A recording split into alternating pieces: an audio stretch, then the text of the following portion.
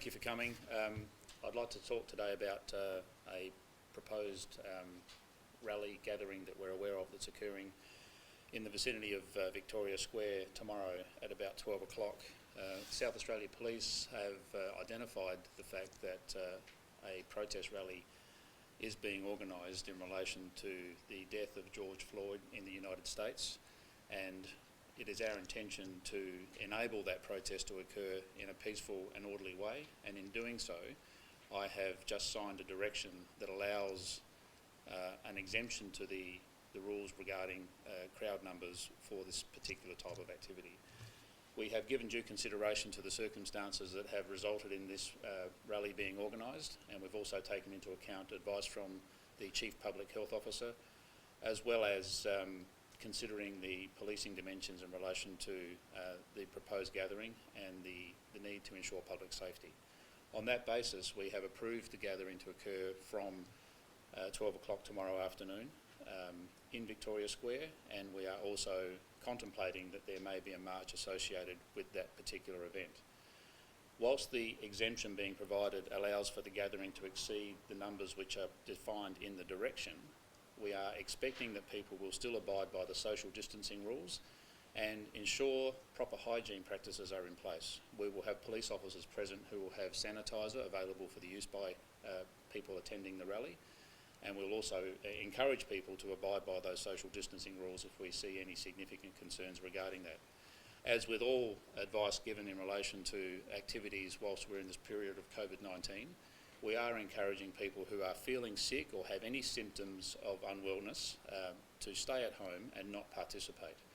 Our endeavour is to ensure that this rally can be held in a peaceful and respectful way, and that the message that these people are seeking to get across can be properly heard and done so in a way that does not impede on public safety.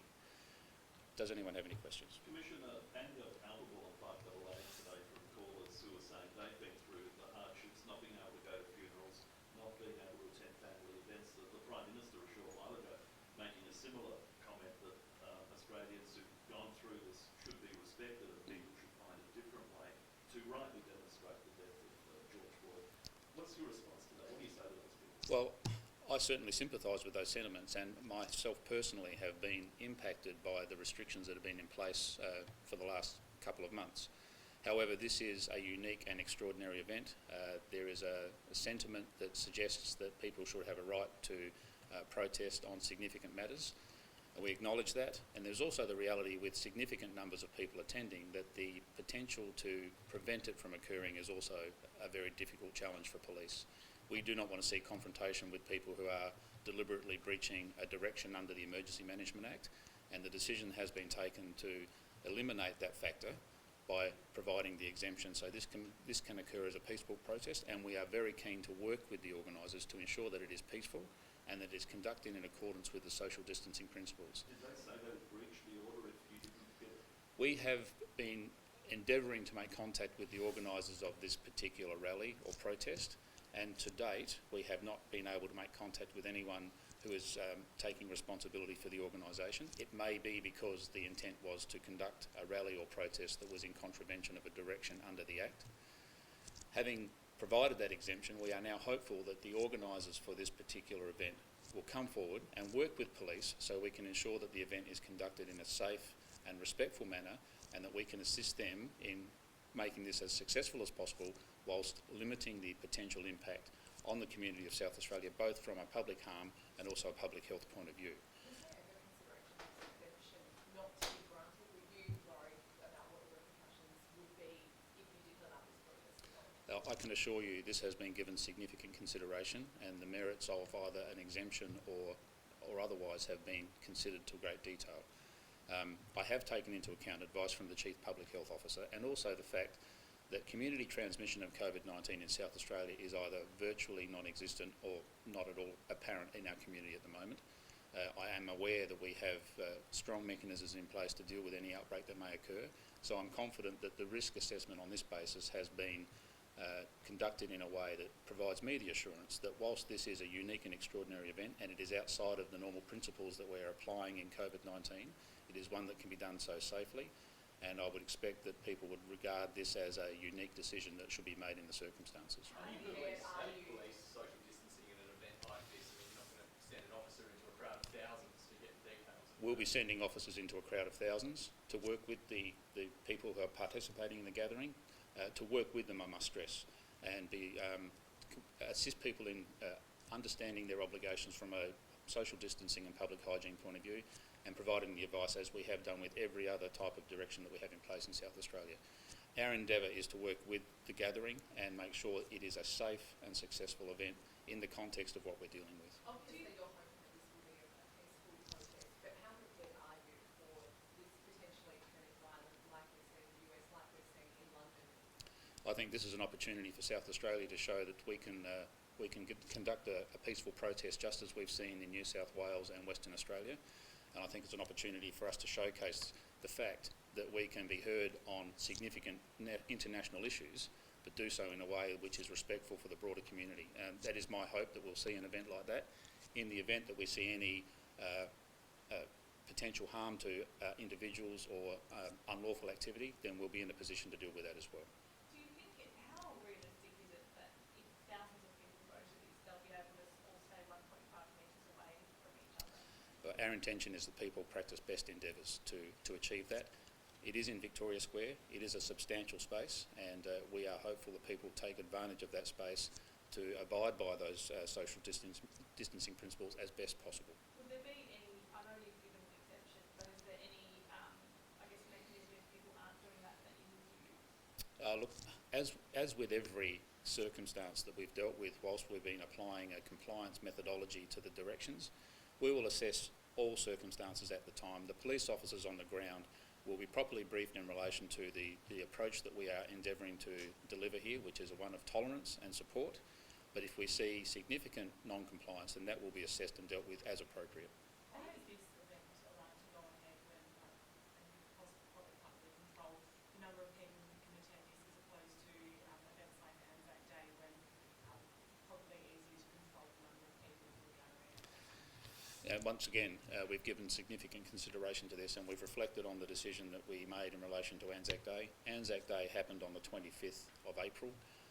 That was during a period when our concerns about the potential spread of COVID-19 in the South Australian community was much greater than it is today, and I believe that was the appropriate decision to limit the nature of the Anzac Day memorial service the way we did.